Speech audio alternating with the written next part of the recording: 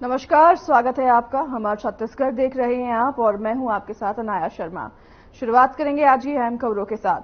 चिंतन शिविर और परिवर्तन यात्रा के बाद अब बीजेपी ने बस्तर से ही कार्यकर्ता सम्मान समारोह की शुरुआत की है। बता दें कि जगदलपुर से संभाग स्तरीय आयोजन किया गया और यहां मुख्यमंत्री विष्णुदेव साय ने कार्यकर्ताओं का हौसला बढ़ाते हुए कहा कि बूथ से लेकर जिला स्तर के कार्यकर्ताओं को सैल्यूट करने हम यहां आए हैं। इसी के साथ उन्होंने आगे कहा कि नक्सल क्षेत्र में भी सिर पर कफन बांधकर बीजेपी के लिए आप काम करते हैं, हमें आप पर गर्व है। इसके साथ ही कार्यकर्ता सम्मेलन के जरिए मुख्यमंत्री ने इस साल होने वाले लोकसभा चुनाव का शंखनाद भी किया है।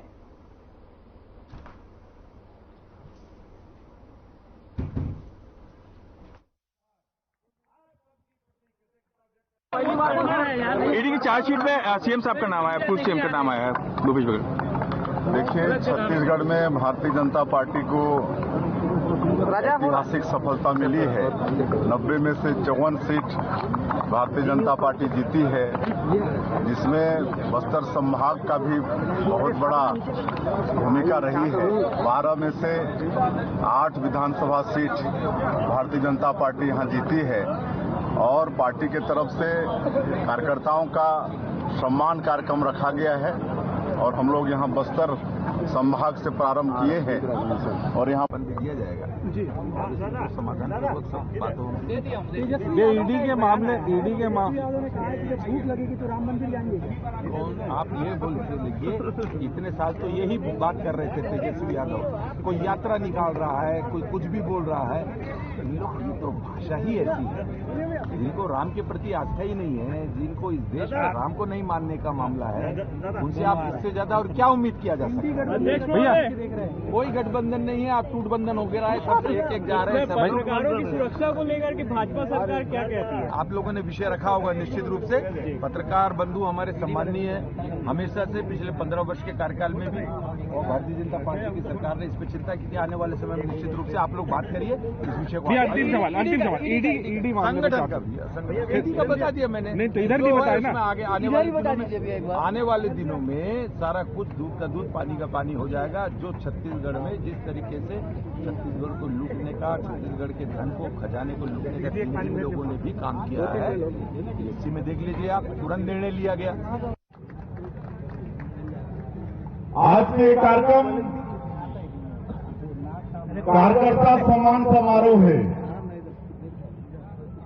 आज हम सब नेता मन हमारे बस्तर क्षेत्र के जो भी हमारे नेता हैं, कार्यकर्ता हैं, प्रदेश स्तर से लेके बूथ स्तर तक उनके सम्मान करे बर आए हैं,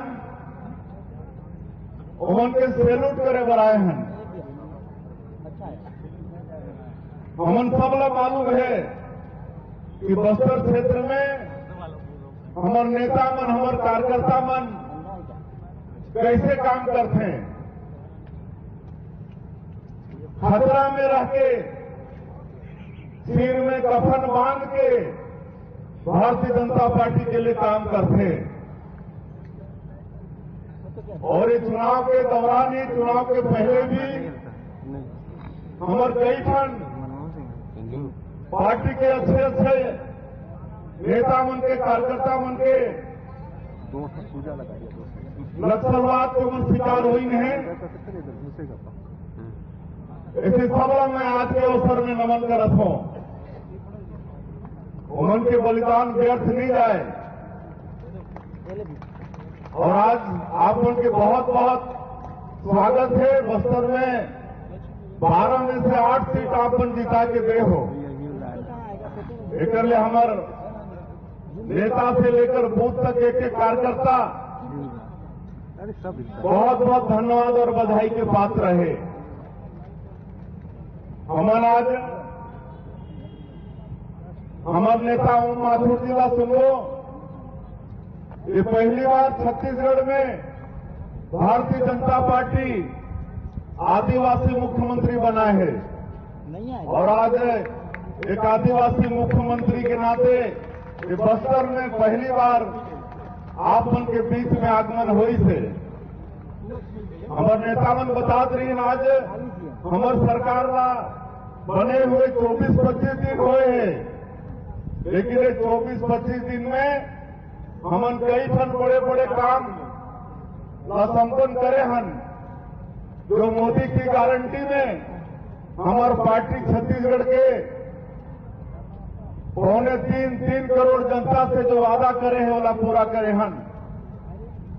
सरकार शपथ लेहे के दूसरे ही दिन 18 लाख गरीब मन के पक्का के मकान प्रधानमंत्री आवास में बनाए के निर्णय ले हन। कांग्रेस के सरकार में 5 साल में एक ठन प्रधानमंत्री आवास के काम नहीं हुई। समर गरीब मन के हक छीनेगी, गरीब मन आवास से वंचित हुई। और हमारे पार्टी के वादा रही थी सरकार और जो मुख्यमंत्री वही वो पहला काम करी 18 लाख गरीब मन के पक्का के मकान स्वीकृत करेंगे। और 13 दिसंबर के सरकार शपथ ली और 14 दिसंबर के कैबिनेट में ही हमने 18 लाख प्रधानमंत्री आवास के स्वीकृति करे के निर्णय ले लिया। अब हमारे छत्तीसगढ़ में 5 साल जो वंचित रही ने से सबके 18 लाख आदमी मन के मकान बनी। 15 साल के हमारे सरकार में 2 साल के किसान मन के धान के बोनस नहीं दे पा रहे हैं। कांग्रेस के सरकार अपन जन घोषणा पत्र में कुछ रैली से पूरा छत्तीसगढ़ खड़ा हुआ कि भूपेश बघेल चोर है और हमारा दिल्ली से आया हुआ पैसा खाता ये पहला। अब कई बार कहते हैं ओम जी महातू साहब आगे इसलिए वोट परसेंटेज भी बढ़ गई, सीटी भी पहली बार ज्यादा आई। नहीं भाई नहीं, ये ओम जी माथुर का कोई प्रयास नहीं है, ये किसी एक व्यक्ति का प्रयास नहीं है। ये प्रयास है आदरणीय लोकप्रिय हमारे सांसद गरीब कल्याण योजना जो लागू की है उनका प्रभाव है और आप जैसे लाखों कार्यकर्ताओं का प्रभाव है। ये लोकप्रिय प्रतिष्ठा मेरे आने के बाद मैं ये कह सकता हूं कि कम से कम 11 किलिंग मेरे अच्छे कार्यकर्ताओं की, श्रेष्ठ कार्यकर्ताओं की हुई है। लेकिन मेरा ये सामने बैठा कार्यकर्ता उस किलिंग से घबराया नहीं। उन्होंने कहा हम बदला लेंगे, राज लाएंगे और राज ला करके इसको पूरा करेंगे। और उसी का परिणाम है कि छत्तीसगढ़ बनने के बाद पहली बार 13% वोट कम हुआ और 54 सीट लेकर के आदरणीय विष्णु साय जी हमारे मुख्यमंत्री बने। तो बदलाव में बहुत काम करना। मैं तो कल कह के आया हूं, ये जो सीटें लोकसभा की कह रहे हैं ना, ये सीटें 11 नहीं, पूरी निश्चित रूप से 11 हम जीतने वाले हैं। ये बार बार आपको कह रहे हैं कि 2, ये 2 नहीं, बस्तर के अगर मुझे आवश्यकता लगी कि बस्तर के किसी कार्यकर्ता को जांजगीर भेजना है, अगर मुझे आवश्यकता लगी कि किसी और सीट पर भेजना है, तो ये कार्यकर्ता मेरे सामने बैठे वो तैयार है कि नहीं? तैयार बोलो, तैयार हो या नहीं हो? 11 के 11 सीट जीतनी है कि नहीं जीतनी है? मोदी जी वक्त एमपी भेजने 11 ही नहीं भेजने। और सिर्फ दिमाग में रखना कमल का फूल, सिर्फ कमल का फूल। कौन आएगा, क्या आएगा, जो सिंबला, मेरा कैंडिडेट कमल का फूल है भाई। वो कहते हैं मोदी जी जीत गए पिछली बार, तो ऐसे करके वैसे करके पहले भी जब 14 में इकट्ठे हुए तो यही चंद्रबाबू नायडू आपके पड़ोस में लोगों को इकट्ठा किया था, हाथ खड़े किए थे, हम एक होकर लड़ेंगे। क्या हुआ? फिर 19 में 19 तो और इकट्ठे हुए, क्या हुआ? 14 से ज्यादा सीटें जीती। और अभी एक नई इंडी बनी है, इंडी, जिसको आदरणीय प्रधानमंत्री घमंडी गठबंधन कहते हैं। और कल उनकी मीटिंग हुई है, आपस में लड़े वो, आप उसकी चिंता नहीं करें मेरे भाई। इंडी आओ या कोई पिंडी आओ, कोई घमंडी आओ या कोई नमंडी आओ, भारतीय जनता पार्टी का कार्यकर्ता 19 से भी ज्यादा सीट जीता करके मोदी जी की झोली में डालेगा, ये हमारा संकल्प। हम कभी कल्पना करते थे भारत विश्व गुरु था, हम कभी कल्पना करते थे भारत सोने की चिड़िया थी। आज इन 14 से पहले देश की क्या स्थिति थी? अगर हमारा देश का कोई लीडर अमेरिका जाता था तो मन में भय रहता था, रशिया क्या सोचेगा? रशिया जाता था तो मन में भय रहता था, चाइना क्या सोचेगा? चाइना जाता था तो मन में भय रहता था, जापान क्या सोचेगा? लेकिन आज ऐसा मर्द प्रधानमंत्री होता है जो अमेरिका जाता है, न रशिया की परवाह करता, न चाइना की परवाह करता, न जापान की परवाह करता, देश हित की बात डंके की जोड़ के कहता है, ऐसा आपने से कार्यकर्ता प्रधानमंत्री बना। अरे जो देश हमारे देश के लोकप्रिय नेता को वीजा देने से जोर आता था, आज उसी देश का राष्ट्रपति कहता है, नरेंद्र मोदी जी पूरी दुनिया आपका ऑटोग्राफ लेने के लिए तैयार है। ये देश का परिवर्तन किया हमने, ये सृष्टि का परिवर्तन किया हमने, ये युग बदला हमने। अरे भी मान सकता है कि अमेरिका का राष्ट्रपति सार्वजनिक रूप से कहे कि रशिया और यूक्रेन को युद्ध समाप्त करा सकता है, कोई शांति समझौता करा सकता है, तो हिंदुस्तान का प्रधानमंत्री भारतीय जनता पार्टी का कार्यकर्ता नरेंद्र मोदी कर सकता है। ये हम देश विश्वगुरु बन रहे कि नहीं बन रहे, बताओ, बन रहे ना विश्वगुरु, बन रहे कि नहीं बन रहा विश्वगुरु। और आज तो हम काका नहीं पहुंचे।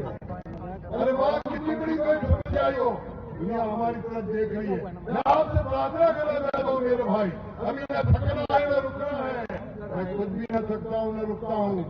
ये सब मेरी विजय जी तो बहुत मेरी हंसी मजाक उड़ा देते, लेकिन मैं आपको कहता हूँ कि जब तक अपन भगवान विश्वगुरु नहीं बनाएंगे, जब तक पूरी दुनिया हमारे लिए मांगने नहीं आएगी, जब तक न रुकेंगे न थकेंगे, इस देश को पूरा विश्वगुरु बना के छोड़ेंगे इसी कल्पनाओं के साथ। अरे कुछ कल्पना कर सकता था जब हम कहते थे राम लला हम आएंगे मंदिर वही बनाएंगे, कहते थे ना राम लला हम आएंगे,